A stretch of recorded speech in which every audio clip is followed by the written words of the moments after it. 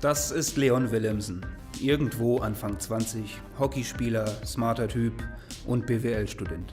Er studiert am Campus Hamburg, aber für ihn ist die Hansestadt an der Elbe nicht genug. Sehnsuchtsziel Big Apple. Ich war noch nie in New York, aber kann natürlich dann in einem halben Jahr sagen, ich war da. Der Lehrplan sieht für alle Business-Studiengänge vor, im 4. Semester ins Ausland zu gehen. Wohin, steht natürlich jedem Studierenden selber frei, wo immer es dich hinzieht. Dass man das machen kann, ist einfach echt richtig geil. Leon hat sich für die Pace University mitten in Manhattan entschieden. Ich freue mich riesig, endlich geht's los und ich kann es kaum abwarten, endlich in den Flieger zu steigen. Ein ganzes Wintersemester lang, von September bis Januar, genießt er seinen Straßenschluchtentraum an der Ostküste der Vereinigten Staaten von Amerika. Man sitzt jetzt hier wirklich in New York, in Manhattan. Unfassbar, man kann es noch gar nicht richtig realisieren. Man wird von Eindrücken absolut komplett überflutet. Es sind so viele Leute unterwegs, also man lügt auch nicht, wenn man sagt, diese Stadt schläft nie. Allein hier zu leben für ein paar Monate ist mit Sicherheit eine unfassbare Lebenserfahrung.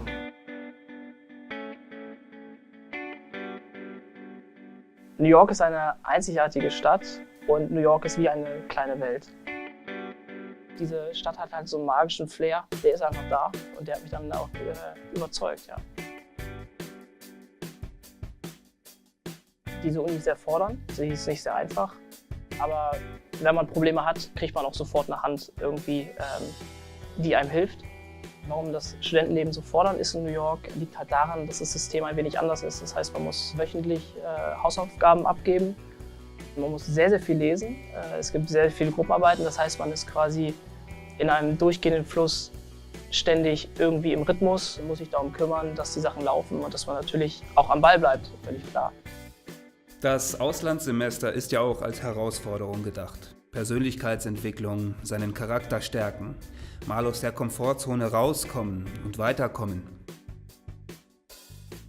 Das Auslandssemester hat mich dahingehend verändert, dass man viel neue Perspektiven kennenlernen durfte. Man schaut jetzt vielleicht noch mal ein bisschen mehr über den Tellerrand als vorher.